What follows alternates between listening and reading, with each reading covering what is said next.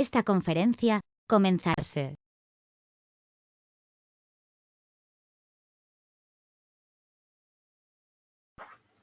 Buenos días, buen día a todo el mundo. Muchísimas gracias por vuestra asistencia a un webinar más de los que organizamos pues, desde Tax Economistas y Abogados.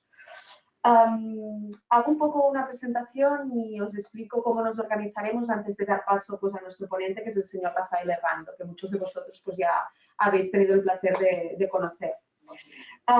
Deciros que desde Tax Economistas y Abogados un poco nuestra vocación y nuestra intención es manteneros informados de aquellos aspectos pues, más importantes. En este caso vamos a tratar un tema fiscal, pero ya sabéis que también hemos tratado temas laborales y legales. Hoy vamos a hablar del plan de control tributario pues, para este ejercicio 2021 en el que nos encontramos. El pasado mes de febrero sabéis que se publicó en el BOE las directrices generales del plan de control tributario para este ejercicio, donde uno de los pilares básicos o de las directrices básicas era la aprobación del proyecto de la Ley de Medidas de Prevención y Lucha contra el Fraude Fiscal, que ya está pues, en vigor actualmente. En este webinar que os planteamos hoy, en esta sesión online, os explicaremos aquellos puntos más importantes a tener en cuenta para vuestra empresa. Afloramiento de patrimonios deslocalizados, lucha contra la economía sumergida, el comercio electrónico, etcétera. Y también todo el tema del control duanero. Sin más, os presento a Rafael Herrando. Él es licenciado en Economía y es inspector de Hacienda. Será la persona encargada de hacer este webinar, ya nos ha acompañado en muchas otras sesiones y es uno de nuestros colaboradores habituales. Por lo tanto, es un placer contar con él una vez más. Antes de darle paso, deciros que no os preocupéis, esta sesión se está grabando, por lo tanto, al finalizar la sesión esta misma tarde tendréis el vídeo en vuestro correo electrónico. También deciros que para que el webinar funcione de forma correcta, sí que os pediremos, por favor, que todos aquellos asistentes tengáis los micros silenciados para evitar interferencias.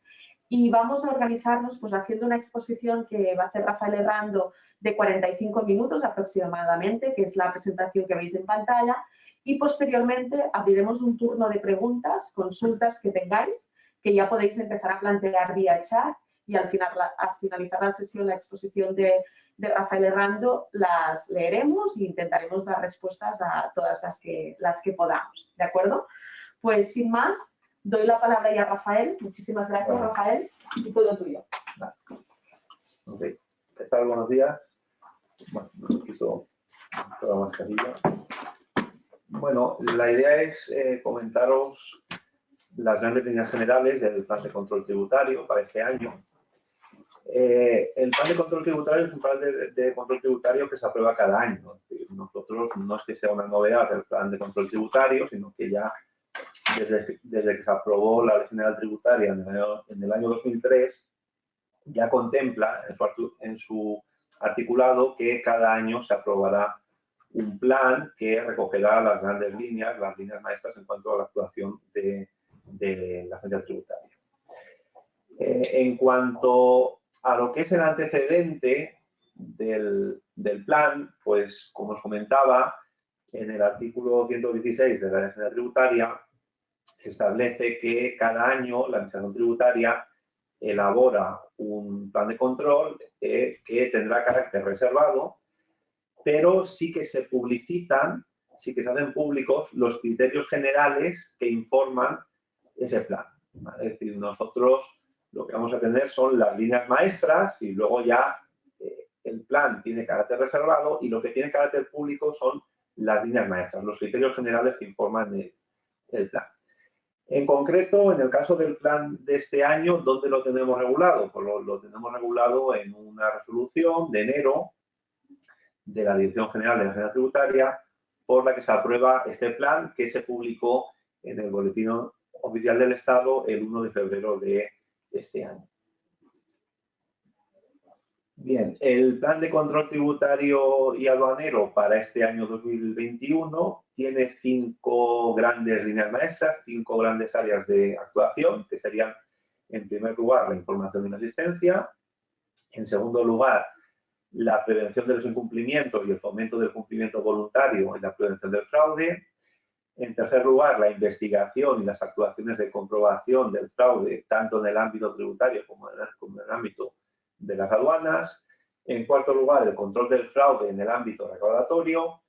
Y en quinto y último lugar, la colaboración entre la agencia tributaria y las administraciones tributarias de las diferentes comunidades autónomas. Bueno, pues la idea sería comentar a grandes rasgos cuáles serían las grandes líneas maestras de cada una de estas 5 áreas de actuación.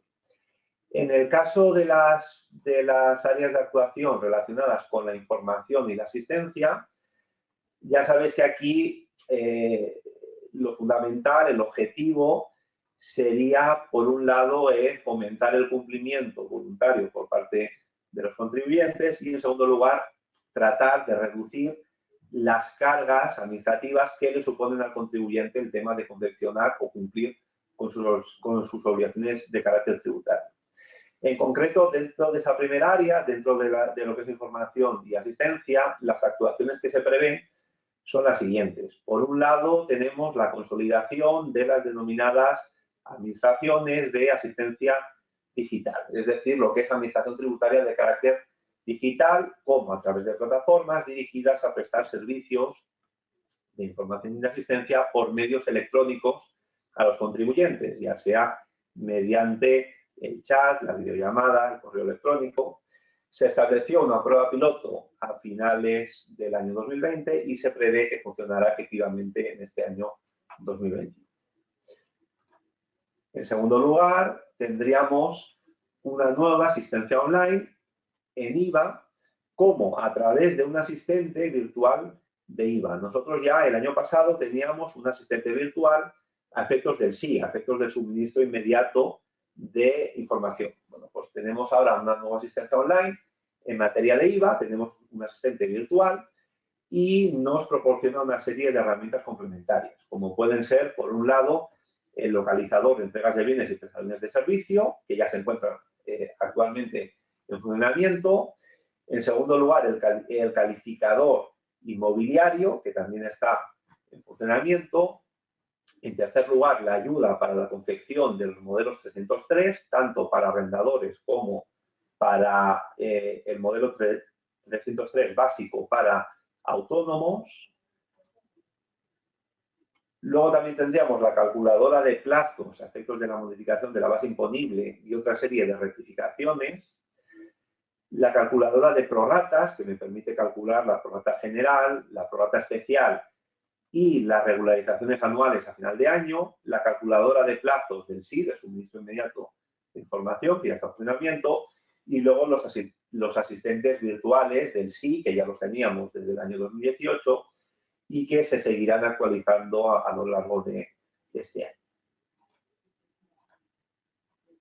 Bien, en tercer lugar, dentro de este primer bloque que estamos comentando, que es la información y la asistencia tributaria, se va a implantar una nueva herramienta que sería el asistente censal. Y el asistente censal se contempla como una ayuda, como una herramienta a la hora de formalizar y presentar las declaraciones censales por parte de los contribuyentes. Además, dentro de este asistente censal tenemos otra subherramienta que sería el informador censal. Y el informador censal sería básicamente una herramienta que lo que hace es informar y resolver dudas que tengan los contribuyentes a la hora de presentar las correspondientes declaraciones censales, el modelo 036, 037 y otro tipo de declaraciones de este tipo. Bien, seguimos con la información y asistencia al contribuyente. Se desarrolla una nueva herramienta de asistencia censal que sería el buscador de actividades. Y aquí básicamente sería que, introduciendo la denominación de la actividad que se va a ejercitar o que se está ejerciendo, el sistema, la aplicación, ofrece al contribuyente toda la información relativa a la misma, tanto el epígrafe del IAE en el que se tiene que encuadrar ese contribuyente, como las obligaciones tributarias a las que estaría sometido ese contribuyente, como los modelos y los plazos de declaración de presentación de las autorizaciones. En quinto lugar, se seguirá consolidando la aplicación móvil de la Agenda Tributaria, que está ya nos viene dada desde hace años, ofrece una serie de servicios personalizados para los contribuyentes a efectos de cumplimentar o facilitar el cumplimiento de las obligaciones tributarias. En cuanto a la asistencia en la campaña de renta del año 2020, tenemos varias cosas. Por un lado, se mejora la versión de los programas de cartera de valores, ¿vale? Como a través del incremento de los datos que nos facilitan los contribuyentes en los modelos 189 y 198. En cuanto a los rendimientos de capital inmobiliario, también se producen mejoras. ¿Por qué? Porque se produce un mayor desglose en la partida de gastos y además se permite la incorporación de los datos procedentes de las declaraciones de años anteriores a efectos de calcular las amortizaciones de los inmuebles que están alquilados. Y una cuestión también muy importante es que a efectos de cumplimentar la información relativa a los rendimientos de actividades económicas, se va a proceder a una reducción significativa de las obligaciones formales a las que van a estar sometidos casi 1,5 millones de contribuyentes que perciben rendimientos de actividades económicas, como a través del traslado automático del contenido de los libros registro del IRPF a las casillas correspondientes del modelo de la declaración de renta. Es decir, que una vez que el contribuyente esté llevando los libros registro del IRPF de acuerdo con el formato que le exige la agenda tributaria, se producirá el traslado automático de los datos de los libros registro, se vuelca al contenido de la declaración del IRPF, lo cual supone una simplificación o una reducción de las obligaciones formales de los contribuyentes. Bien, además se va a potenciar avisos en el documento de datos fiscales del IRPF en el caso de que la agenda tributaria detecte o conozca que existen fuentes de renta tanto de carácter interno como de carácter internacional. Se pretende también consolidar las herramientas de análisis y control de las solicitudes de rectificación de autoliquidaciones a efectos de que la tramitación y la resolución de estas solicitudes sea más ágil. De hecho, ya el propio programa Renta Web del IRPF, ya dentro del propio programa, contempla la posibilidad de solicitar la rectificación de la declaración del IRPF vía el propio programa.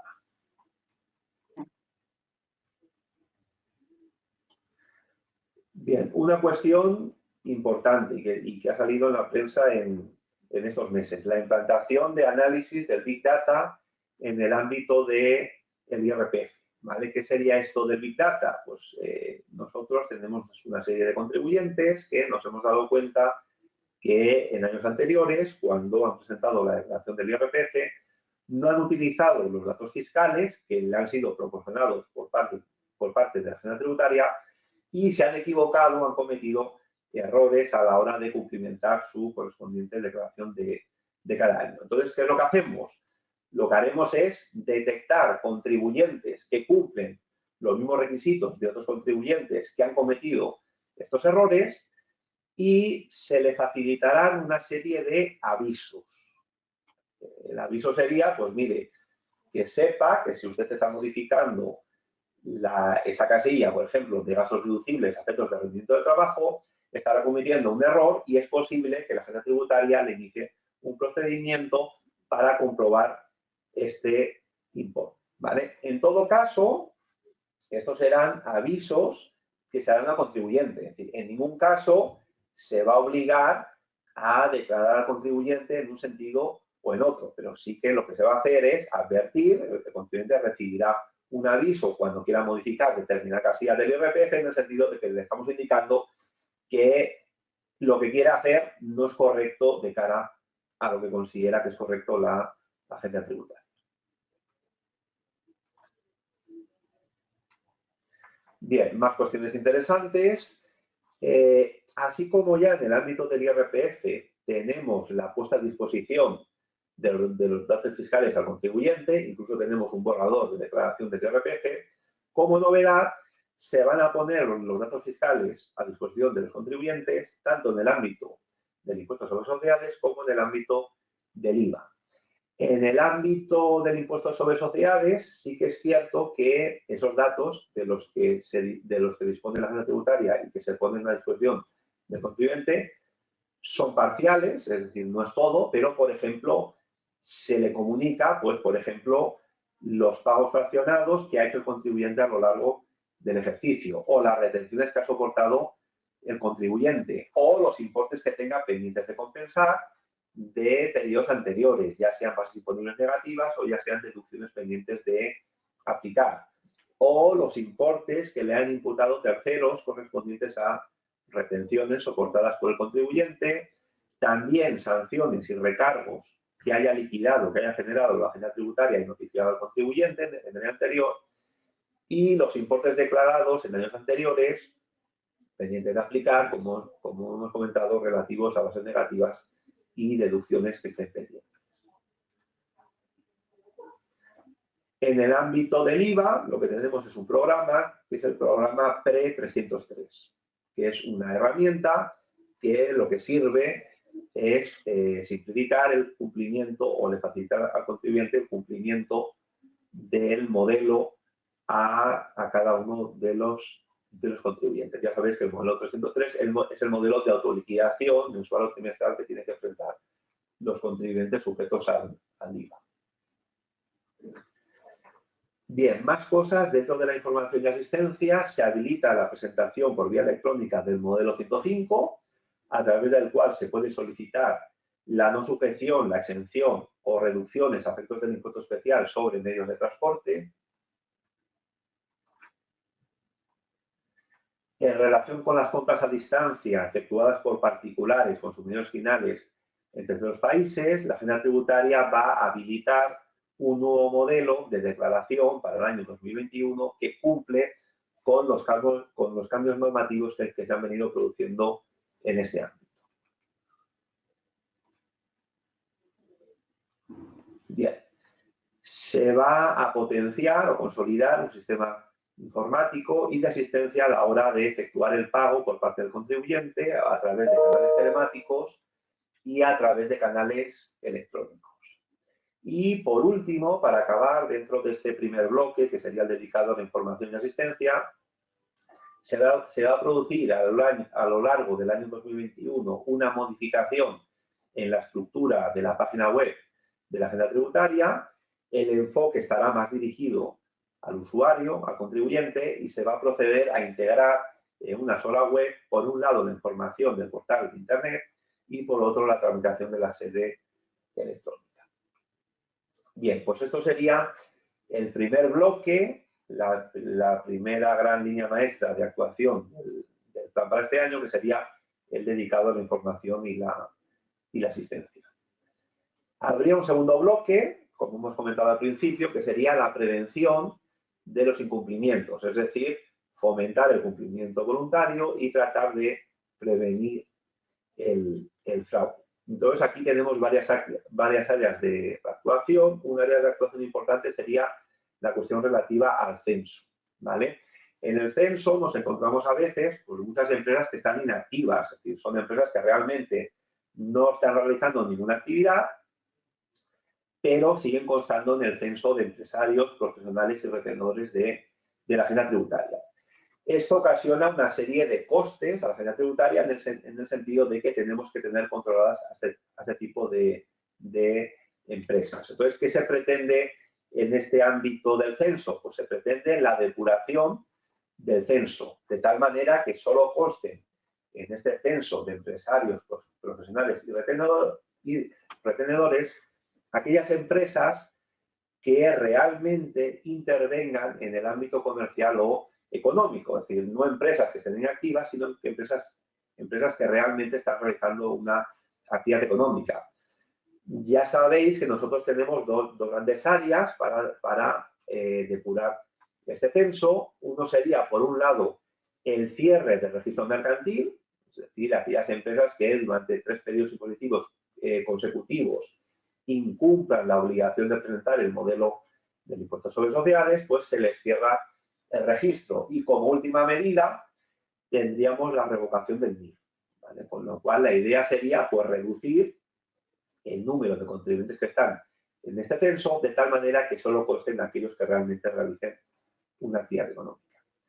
Dentro de este ámbito del censo, también se pretende controlar que se declaran correctamente los datos censales incluidos en las declaraciones que presentan los contribuyentes, como pueden ser, por ejemplo, el epígrafe del IAE, la relación de los socios o partícipes de la empresa, el nombre o la identificación de los administradores de la empresa y también los domicilios en los que se desarrolla la actividad, ¿vale? Por ejemplo, en el modelo 200, cuando una empresa presenta la declaración del impuesto sobre sociedades, además de los datos cuantitativos en cuanto al resultado contable, los ajustes, la base imponible, deducciones y demás, también se le pide al contribuyente rellenar una serie de información de carácter no censal, como puede ser lo que comento, ¿no? Los socios, administradores, epígrafes, con lo cual se va a controlar que efectivamente se declare correctamente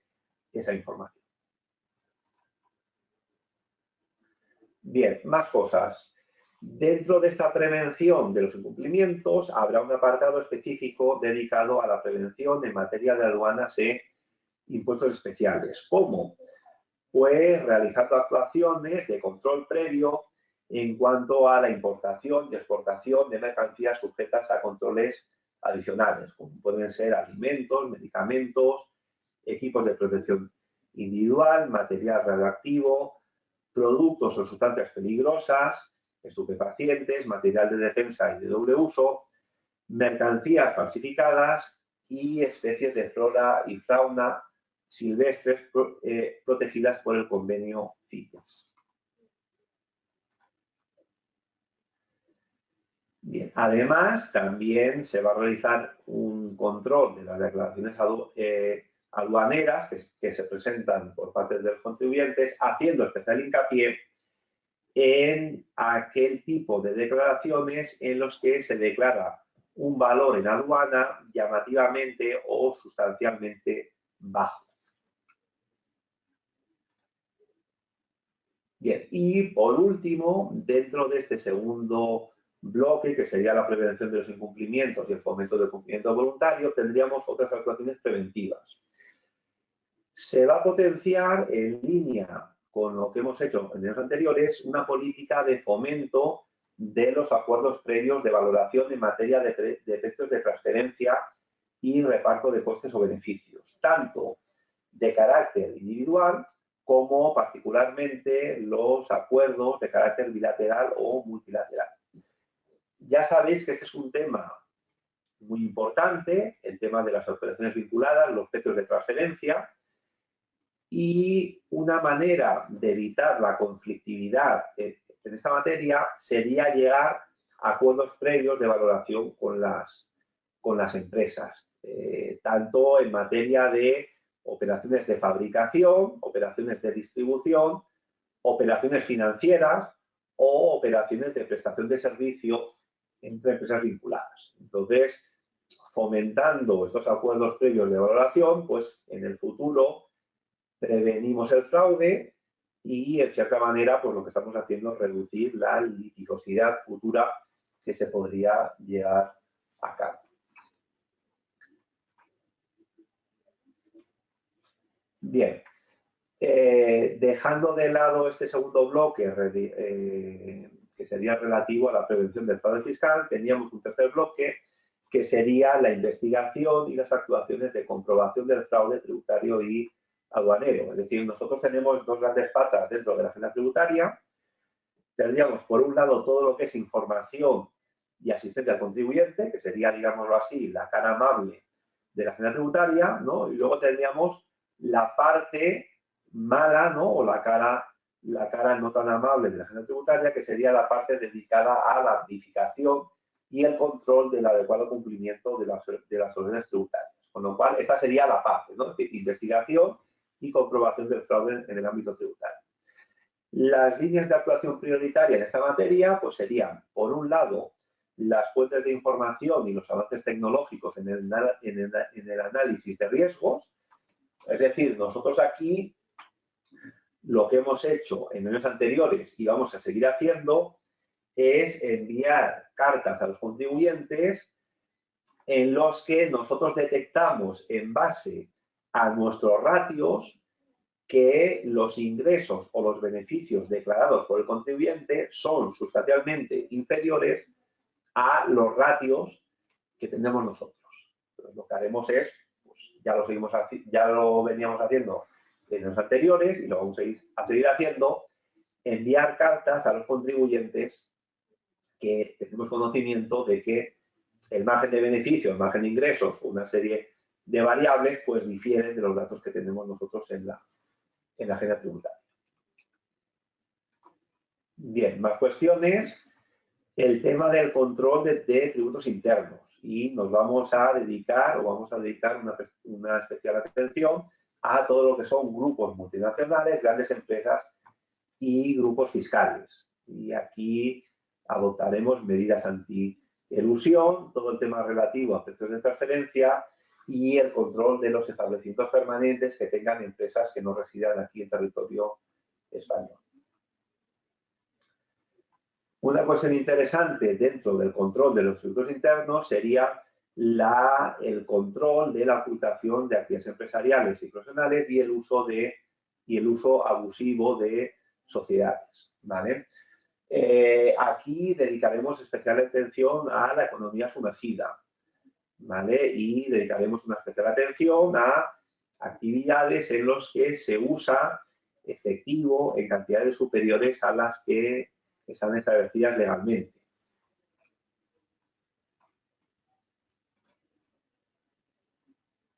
Bien, continuaremos la lucha contra el uso de sistemas de procesamiento de información empresarial que, instalados en cajas registradoras, permitan la omisión o la ocultación de ventas. Es decir, lo que hablamos de programas informáticos que permiten, pues, no declarar la totalidad de las ventas o de alguna manera ocultar determinado volumen de ventas. Esto está previsto en la Ley de Prevención del Fraude Fiscal, la prohibición de utilizar este tipo de sistemas de procesamiento de información que permitan ocultar total o parcialmente las ventas.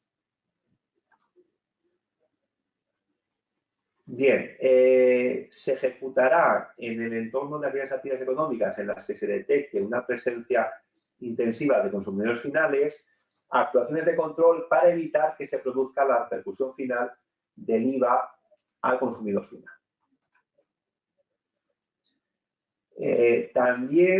También se va a controlar aquellas sociedades que realmente no están realizando una actividad económica, es decir, sociedades carentes de actividad productiva, y que el contribuyente lo que haga con estas sociedades inactivas es ocultar las rentas efectivamente obtenidas por parte de personas físicas, con lo cual se va a dedicar una especial atención al uso abusivo de este tipo de empresas con una finalidad de ocultación de las ventas.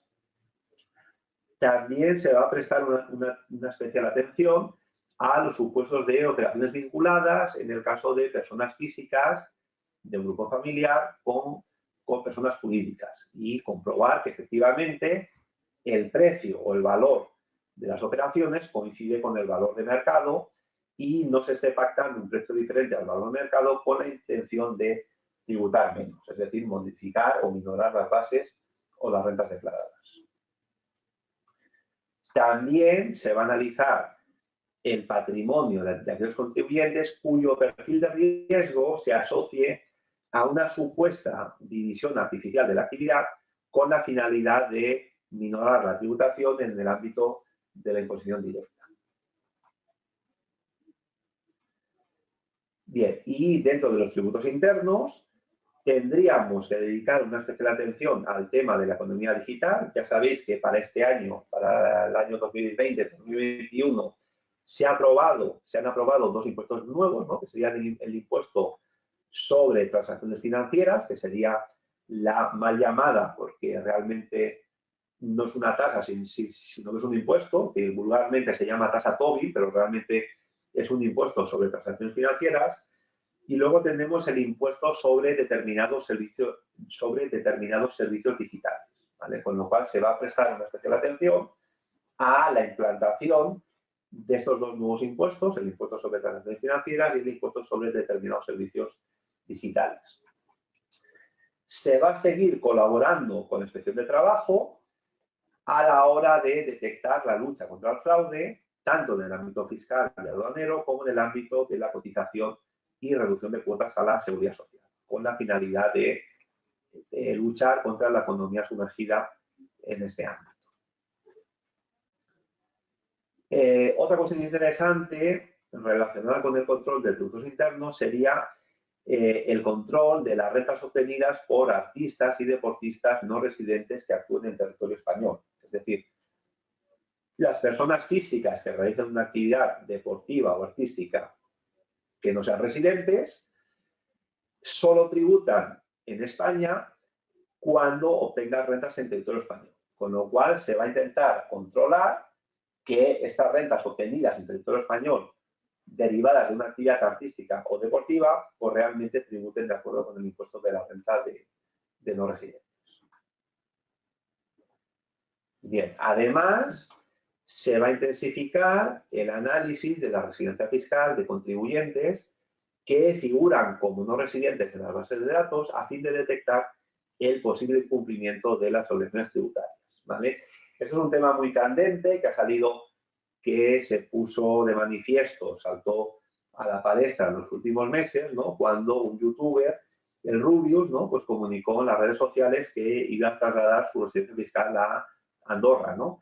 Que es algo que ya han venido haciendo otra gente que se dedica a estas cosas. Con lo cual, la idea es controlar que efectivamente la residencia fiscal que están declarando los contribuyentes, sea Andorra, sea el país que sea la residencia correcta. Es decir, si la normativa española me está diciendo que para ser residente fiscal en Andorra tienes que residir efectivamente más de 183 días, pues se va a controlar que efectivamente esa residencia se cumple. Es decir, que no es un traslado de residencia ficticio a efectos de tributar menos, ¿vale? Entonces se le va a dedicar una especial atención a este tipo de contribuyentes. Bien, una tercera área en el ámbito de la comprobación del fraude tributario y aduanero sería el control del fraude aduanero en materia de impuestos especiales y impuestos medioambientales, ¿vale? Cuando hablamos de impuestos especiales nos referimos, por un lado, al impuesto sobre las labores del tabaco, ¿vale? El ámbito del impuesto sobre hidrocarburos, es decir, evitar que los contribuyentes declaren, por ejemplo, el gasóleo a tipo reducido, cuando realmente tendrían que pagar el gasóleo a tipo general, o el impuesto sobre la electricidad o el impuesto sobre el alcohol y las bebidas alcohólicas. En cuanto al control del fraude aduanero en materia de impuestos medioambientales, pues se dedicará una especial atención al impuesto sobre gases fluorados de efecto invernadero. Bien, ya hemos visto tres grandes áreas, ¿vale? Nos quedarían dos. La cuarta gran área sería el control del fraude en fase recaudatoria. Las líneas de actuación que se van a seguir serían dos. Por un lado, medidas de prevención y control del fraude fiscal. Se producirán mejoras en la evaluación del riesgo recaudatorio. Se va a seguir persiguiendo el delito contra la hacienda pública y el delito de contrabando. Se va a seguir adoptando derivaciones de responsabilidad contra los administradores, en principio, de las empresas. Ya sabéis que desde hace años se está potenciando esto, es decir, empresas que no cumplen, que no pagan las deudas, ¿vale? Se declara fallido a esa empresa, pero luego siempre existe la posibilidad de intentar derivar responsabilidad en los supuestos previstos en la Ley General Tributaria, artículo 42, 43 y demás, con lo cual se va a seguir incrementando, potenciando el tema de la adopción de derivaciones de responsabilidad para intentar cobrar la deuda tributaria. Se van a seguir adoptando e incrementando las medidas cautelares en el ámbito recaudatorio. El artículo 81 de la Ley General Tributaria prevé que los órganos de recaudación pueden adoptar medidas cautelares, como puede ser embargos preventivos, en los casos en los que exista riesgo de que no se vaya a pagar una determinada deuda tributaria. Con lo cual se va a seguir potenciando e incrementando la adopción de este tipo de medidas. Y por último, se va a seguir potenciando la presencia de los funcionarios de recaudación en las actividades económicas. Ya sabemos que con el tema de la pandemia, este tema de la presencia física de los funcionarios de recaudación va a ser complicada, pero bueno, se intentará que en la medida de lo posible, en la medida de que la situación sanitaria mejore, pues se potenciará, ¿no?, esa presencia física de los funcionarios de recaudación. Y habría una segunda área dentro de este control del fraude en la fase recaudatoria, que sería otro tipo de medidas de gestión recaudatoria en el ámbito del control recaudatorio, como puede ser el seguimiento de solvencias aparentes, empresas que teóricamente se declaran como fallido, pero que realmente inician otra actividad económica más tarde, la cooperación con otras administraciones tributarias, ¿vale? El proyecto de NRC online, este es un tema interesante, es decir, como norma general, cuando los contribuyentes hacen pago de deuda tributaria, los ingresos en la agenda tributaria llegan quincenalmente. Es decir, un contribuyente que paga una deuda tributaria hoy, el ingreso no le aparece en la base de datos de la agenda tributaria instantáneamente, sino que los bancos, las entidades financieras, los ingresos que hacen los hacen por quincenas. Cada 15 días ingresan los ingresos que han hecho los contribuyentes, los ingresan en la cuenta que tiene la Hacienda Pública. Entonces, el proyecto de NRC online va a permitir que si un contribuyente paga una deuda tributaria hoy, se vuelque la información online, de tal manera que la Hacienda Tributaria conozca al momento si el contribuyente ha pagado o no una determinada deuda de carácter tributario. Se va a seguir controlando la deuda pendiente en periodo voluntario, se va a seguir controlando las deudas suspendidas y paralizadas. Esto es algo que ya se venía haciendo en los planes de control tributario en los años anteriores, se va a seguir controlando las garantías ofrecidas. En el procedimiento de enajenación, subastas, lo que se va a seguir potenciando es la participación en las subastas por vía electrónica, y más ahora con el tema de la pandemia y las dificultades a la hora de movilizarse o desplazamiento a las oficinas de la Hacienda Tributaria por parte de los contribuyentes, pues se va a seguir potenciando la participación en las subastas por vía electrónica. Y luego se dedicará una especial atención a la eficacia en cuanto a las deudas derivadas y el efecto inducido que tiene en la recaudación. Bien, esto sería el cuarto bloque, que sería el control del fraude en la fase recaudatoria. Y tendríamos un quinto bloque, que sería la colaboración entre la Hacienda Tributaria y las administraciones tributarias de las diferentes comunidades autónomas. En este ámbito, ¿qué medidas podemos destacar? Pues por un lado, se van a controlar a efectos globales las deducciones autonómicas que existen en el impuesto sobre la renta de las personas físicas. Es decir, ya sabéis que en el ámbito del impuesto sobre la renta de las personas físicas, una de las competencias que tienen las comunidades autónomas es aprobar deducciones de la cuota íntegra autonómica. Pero en definitiva, quien tiene que controlar el cumplimiento de los requisitos para aplicar correctamente estas deducciones es la Administración del Estado. Con lo cual, partiendo de la información suministrada por las comunidades autónomas, se va a proceder a un control de estas deducciones. En segundo lugar, se va a utilizar masivamente la información remitida por las comunidades autónomas en materia de discapacidad y familia numerosa a efectos del control de la tributación en el IRPF. Bien, en tercer lugar, se va a utilizar la información suministrada en el impuesto sobre el patrimonio y en el impuesto sobre sucesiones y donaciones a efectos de controlar la titularidad de los bienes y derechos. ¿Por qué? Porque en definitiva los rendimientos derivarán directa e indirectamente de la titularidad de bienes y derechos, con lo cual se dedicará especial atención a la información contenida en estos dos impuestos. En cuarto lugar, Se revisarán las operaciones inmobiliarias más significativas al objeto de determinar la tributación, bien por el impuesto sobre el valor añadido, bien por el impuesto sobre transmisiones patrimoniales onerosas. ¿Vale? Ya sabéis el deslinde que hay entre IVA y TPO, es decir, la operación no queda sujeta por IVA cuando son operaciones inmobiliarias de arrendamiento de inmuebles o entregas de inmuebles, o queda sujeta por IVA o queda sujeta por TPO.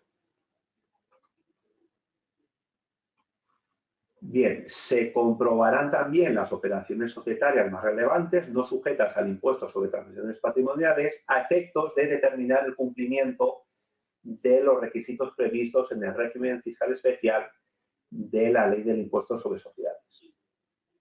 Se comprobarán también los requisitos para disfrutar de determinados beneficios fiscales en el ISD, en el Impuesto sobre Sucesiones, comprobando el requisito de la principal fuente de renta.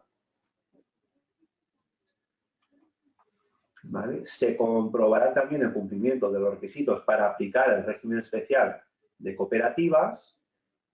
Se comprobarán también los domicilios declarados y las modificaciones a efectos de comprobar traslados ficticios de residencia. Y por último, se comprobarán los requisitos para disfrutar de la exención o bonificación del impuesto especial sobre determinados medios de transporte en el caso de adquisición de vehículos por parte de personas con discapacidad y familias numerosas. Bueno, pues esto sería todo por mi parte y a partir de aquí, pues si tenéis algún tipo de consulta y demás que me queréis hacer, pues... Perfecto, muchísimas gracias, Rafael. No sé si tenemos alguna consulta que queráis plantear vía chat, aprovechando que tenemos a Rafael Errando aquí y podemos hacerle las preguntas que consideréis. A ver si alguien se anima.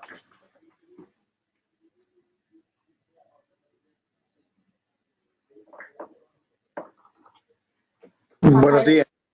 Buenos días, perdón, sí, diga. Mire, la consulta es la siguiente. Nosotros somos una gran empresa, ¿vale? Y hacemos la declaración mensual del IVA. Sí. Y, claro, tenemos que hacer también los pagos a cuenta de impuestos de sociedades, ¿vale? De acuerdo al... Bueno, en este caso, el primero ha sido de acuerdo al PIG al 31 de marzo del 2021, ¿vale? Entonces, la pregunta es la siguiente. Si por alguna razón no hemos logrado cesar completamente al 31 de marzo y nos faltaban algunos apuntes, pero por el tema del vencimiento hemos presentado con los datos que teníamos, ¿es posible modificar estos datos o directamente lo tengo que modificar en abril en este caso? Bueno, a ver, siempre tendría la posibilidad de presentar una declaración complementaria del pago fraccionado, en su caso. Es decir, en aquellos casos en los que ha calculado el pago fraccionado, pues con los datos de que tenía, y luego pues, haya tenido conocimiento de más datos, en el caso de que el pago fraccionado se haya quedado corto, la posibilidad que tendría sería la de presentar una declaración complementaria del pago fraccionado. Lo que pasa es que sí que es cierto que eso conllevaría la obligación de abonar algún tipo de recargo, por el tema de que es una declaración extemporánea presentada sin requerimiento previo. En función del plazo de retraso, tiene un recargo otro. Por ejemplo, si el retraso no supera 3 meses, el recargo es un 5%. Si fueran hasta 6 meses sería un 10%, hasta 12 meses un 15% y a partir del año sería un 20%. Con lo cual, el único problema aquí que tendría sería el tema de que si posteriormente detectara algún error y tendría que presentar una complementaria, pues el tema de pagar un extra que sería un recargo, pero por poder hacerlo sí que lo podría hacer. Vale, bueno, en este caso sí que tuvimos un resultado negativo, ¿vale? Y no ingresamos nada a cuenta, pero sí, el resultado negativo, bueno, era porque faltaba la variación de existencias y claro, ha sido la pérdida superior a lo que realmente es. Ahora sí que ya tengo este apunte, pero claro, entonces tendría que hacer una complementaria, ¿correcto? Sí, porque ahora según me comenta, el pago fraccionado le va a salir ahora con una cantidad de ingresar, ¿verdad? Una cantidad positiva. No. Inclusive apuntando, inclusive haciendo el asiento de existencias, ¿vale? Sí. Todavía seguimos en pérdidas, es decir, no va a haber a cuenta de ingresar nada. Vale, entonces lo que puede hacer es presentar una declaración que rectifique el pago fraccionado que ya hizo. Porque en este caso, vale. no va a ser, como que no va a salir declaración de ingresar, no va a ser una complementaria, sino que va a ser una declaración rectificativa del pago fraccionado. Vale. Con lo cual, aquí ya no habría recargo, en este caso. Muy bien, gracias. Muchas gracias. Pilar comenta, ¿podría poner un ejemplo de a qué se refiere utilizar el Big Data para controlar a los contribuyentes? ¿Qué tipo de datos se analizan? Bueno, el tema del Big Data, este año se va a implementar, pero se va a implementar solo en el ámbito, en principio, del IRPF. Por un lado, como comentaba en la exposición, a ver, nosotros hemos detectado que hay una serie de contribuyentes que cometen errores a la hora de presentar la declaración del IRPF. Que la agencia tributaria le suministra una serie de datos y a pesar de eso, a la hora de cumplimentar los datos, la renta no trasladan los datos correctos a la declaración del IRPF. Bueno, pues en este caso nosotros lo que hacemos es, basándonos en el conocimiento que tenemos de años anteriores, de contribuyentes que han cometido el mismo error que ha cometido este contribuyente, lo que hacemos es básicamente hacerle una serie de avisos. Que el aviso sería directamente que si el contribuyente lo que quiere es modificar una casilla X, como puede ser un gasto deducible de rendimiento del trabajo, le saldría un aviso, ¿no? Es decir, en el sentido de decir que sepa que si está modificando esta declaración, esta casilla, nosotros el dato que tenemos en la agencia tributaria es diferente, con lo cual se expone a que en el futuro le pueda venir una comprobación, ¿vale? Y luego tenemos también el ámbito del Big Data a efectos de controlar, por ejemplo, los traslados de residencia fiscal al extranjero, ¿no? Como comentaba antes, pues tenemos el caso de algunos youtubers, ¿no? Que han trasladado o han dicho ya abiertamente que van a trasladar su residencia fiscal a otros países, ¿no? Como Andorra. Entonces, lo que se va a hacer es, utilizando la información que tenemos en las redes sociales, por ejemplo, o en Internet, comprobar que efectivamente ese traslado no es un traslado ficticio, porque además tenemos la particularidad que esta gente que se dedica pues, a colgar vídeos y demás son gente que básicamente expone su vida, con lo cual te están diciendo día a día qué es lo que están haciendo y dónde están, con lo cual para mí, para la agencia tributaria, es muy fácil controlar si efectivamente ese contribuyente realmente ha residido 133 días en Andorra, como presuntamente me está diciendo, y que realmente de la información que cuelga en sus redes sociales, pues que realmente eso sea correcto. Perfecto. ¿Alguna pregunta más? Todo el tema, Rafael, de las inspecciones tributarias en la empresa online, ¿cómo está este tema? Pues, a ver, aquí tenemos la particularidad que, claro, como que nos llegó la pandemia en el mes de marzo del año pasado, pues bueno, estuvimos una serie de meses, que fueron abril, mayo, marzo, abril, mayo, en la que realmente no pudimos actuar con los contribuyentes. Entonces, lo que se ha habilitado es lo que se le ha llamado, ¿no?, la inspección online. Que la inspección online básicamente sería que ahora no tenemos un contacto físico con el contribuyente, que normalmente nosotros o íbamos a la empresa o bien citábamos al contribuyente para venir en las oficinas de la agencia tributaria. Se intenta, en la medida de lo posible, evitar esto, es decir, evitar el contacto físico. Lo que se utiliza es la videoconferencia. Nosotros tenemos una serie de licencias que tiene la agencia tributaria, en este caso con Zoom, y a través de la aplicación Zoom lo que hacemos es convocar al contribuyente. Entonces, nosotros físicamente nos vemos, nosotros tenemos nuestra cámara del portátil y el contribuyente también conecta con su cámara. Me diréis, hombre, esto puede ser que de alguna manera se hackee y pueda entrar algún contribuyente a ver la videoconferencia y demás. No, porque ya sabéis que cuando tú convocas una reunión por Zoom, tú tienes una clave, tienes un ID y tienes una contraseña. Entonces, cuando nosotros le enviamos al contribuyente los datos con la convocatoria, lo que hacemos es, por un lado, darle los datos del ID y de la contraseña, de tal manera que solo lo sepa él. Entonces me dice, bueno, pero si alguien se metiera y tal, nosotros también encriptamos esa información. Con lo cual el contribuyente, aunque pudiera acceder, tiene una clave secreta. Y esa clave secreta solo la conoce el contribuyente, porque se la hemos dicho cuando hemos empezado esa actuación de inspector. Vale, muy bien. Tenemos otra pregunta. Dice, ¿se cruzan los datos informados en IRPF relativos a los valores de los inmuebles arrendados con los informados en patrimonio?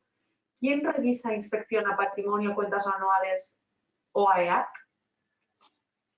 A ver, nosotros sí que es cierto que la información que tenemos en el impuesto sobre patrimonio también la utilizamos en el IRPF.